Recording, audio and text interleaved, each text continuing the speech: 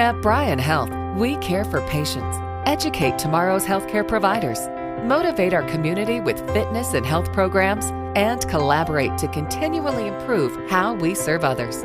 That's why we are proud to present another Bryan Health podcast. Here's Melanie Cole. We all know smoking is bad for you. So many harmful effects. But quitting is a whole nother story and seems to be so difficult for millions of people. Here to help us with that is Jodi Sudik. She's a certified ACSM health fitness specialist with Bryan Health. Jodi, it's a pleasure to have you with us today. Speak about some of the harmful effects of smoking so that we can kind of really get into the meat of why it's so important to quit. Smoking in general tobacco use is very harmful. It affects every system in your body.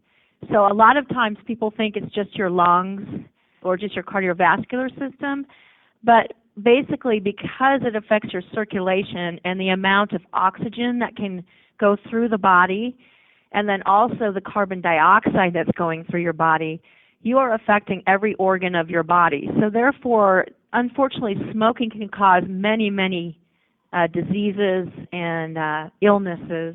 Specifically, cancer is a really big one. Again, any type of lung disease, heart disease, these are all affected by tobacco use, nicotine use, as is diabetes. They have found now as well because of the circulation issue. And also, when you smoke or ingest nicotine, your body is kind of going through that fight or flight syndrome. So your body is responding stress-wise, which is going to increase your blood sugar and your heart rate and your blood pressure and all of those things. Why is it so hard to quit? Speak a little bit about the addictive property of smoking, because that seems to be the biggest thing. Everyone knows it's bad for them, but quitting is a whole nother story. Well, when it comes to smoking, we look at the three-link chain of addiction. So the physical addiction is very strong. Of people that start smoking, 90% of those people, if they continue it for a period of time, will become addicted. The other 10% is what we call chippers. And these are people that don't really become addicted. They just smoke every once in a while. But that's only a 10% chance of all the people that start smoking. Smoking is also used for a lot of people as a coping mechanism. So there's some mental aspects in there as well as social. If you have friends or family members that smoke, you are much more likely to smoke yourself. So nicotine is a very highly addictive drug from a physical standpoint. What happens is it actually changes the dopamine levels in your brain. And after a while, the dopamine is the feel-good hormone.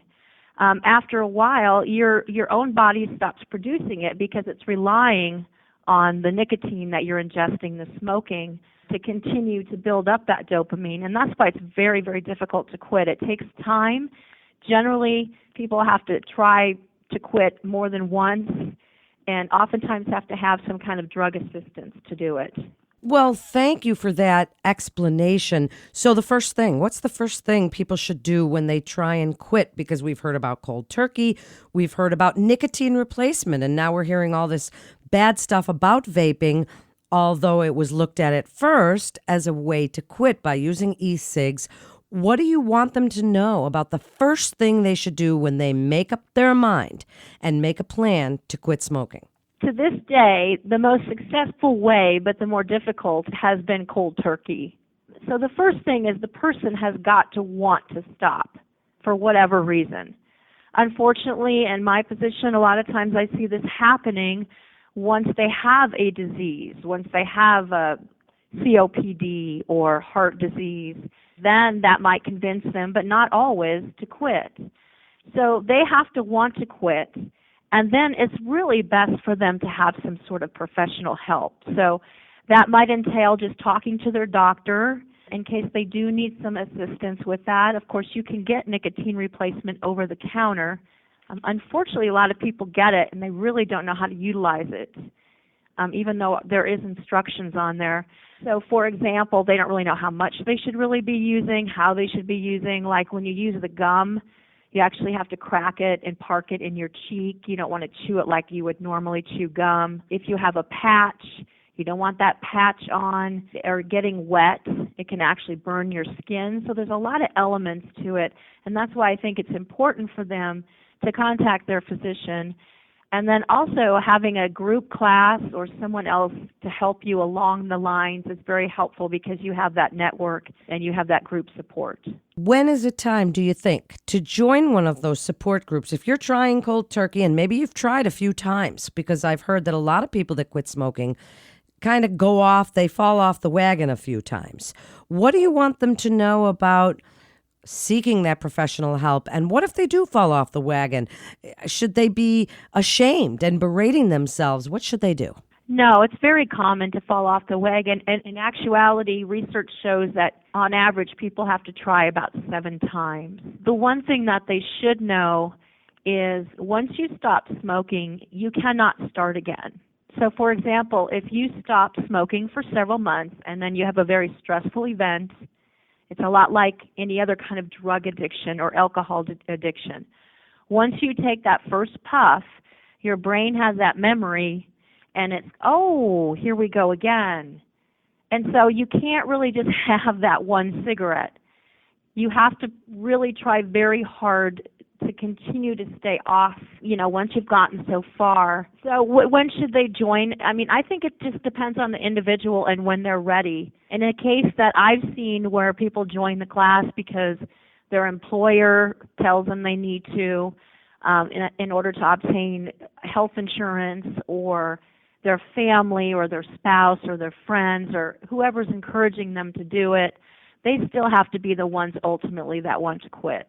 So it depends on their readiness. That certainly is true. And since you're involved in programs to help people quit, before we get into the program itself, what's a great way? Give us some tips, please, Jodi, on ways to replace the smoking rituals, some smoke swaps, as it were, things that people can roll around in their fingers or hold on to when they feel that behavioral portion of the need to smoke. Well, the first thing that we do in the class is we look at the reasons why people smoke. Is this habitual for them? Are they getting that oral stimulation? A lot of people, how they cope with stress. And so once we see the pattern of why they are picking up a cigarette, then from there, we give them tips as far as what can you do to replace it. I mean, I can give you some general tips, but I'll tell you it's very individualized.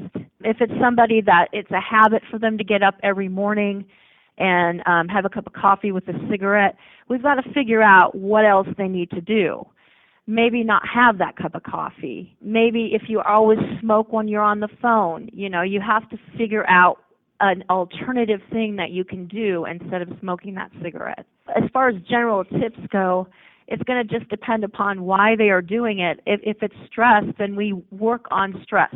We work on teaching them relaxation techniques. We encourage them to adopt a healthy lifestyle. So exercise is a good one for coping with stress. Instead of having that cigarette when you're stressed at work, get up and take a walk, things like that. All pieces of good advice for sure. So then tell us about your classes and the program and any resources that you'd like to mention to assist in quitting this habit for good. The program that we have here at Life Point for Bryan Health, me and another girl went through a training to become a Freedom from Smoking tobacco cessation facilitator, and it's run through the American Lung Association. And so we actually use their guidelines and their outline for quitting. The class that we offer here is 6 weeks, and it's an hour class once a week. The American Lung Association does recommend having longer classes, but what we have found is a lot of times people will not commit to that. So we just kind of had to shorten it up a little bit. As far as a program goes, there's a couple things. One is that you have other people trying to quit with you. So having that group support is really important. The second thing with the group effort is that you can help each other problem solve. There's not one easy answer to stopping smoking. So maybe someone in the class had a situation and they were successful with this, and so they can kind of give each other feedback. Also, with the group class, you become more accountable. you're making a commitment to a class, and therefore when you're coming each week, you're reporting in to a group of people. Some individuals really don't like the group. I've done one-on-one counseling myself, just trying to help them with their behavior, trying to help them find different ways. Like I mentioned before, a lot of it's stress, so we really work on how you can cope with stress without reaching for that cigarette. Well, thank you so much, Jodi, for joining us. Really important segment and such great information for people to hear. And that wraps up this episode of Bryan Health Podcast. And thanks to our Bryan Foundation partner, Davis Design. Please head on over to our website at bryanhealth.org for more information and to get connected with one of our providers.